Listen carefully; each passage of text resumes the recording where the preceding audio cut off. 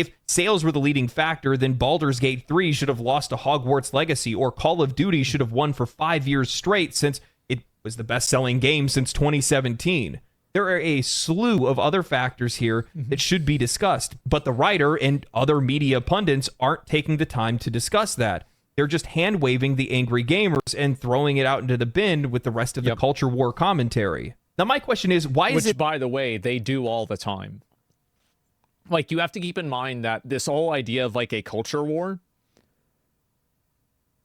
people that play video games that are, you know, quote, capital G gamers, they're on the defense of that.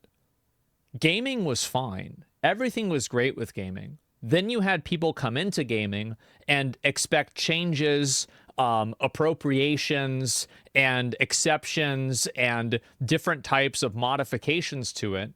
And now they're changing it to be the way that they want it. So what is this like? It's a culture war, but they're the ones that have inserted themselves into this space and then tried to change the space in a way that people don't want. They are the aggressors. They're the ones that are trying to do this. Other people are just trying to play video games.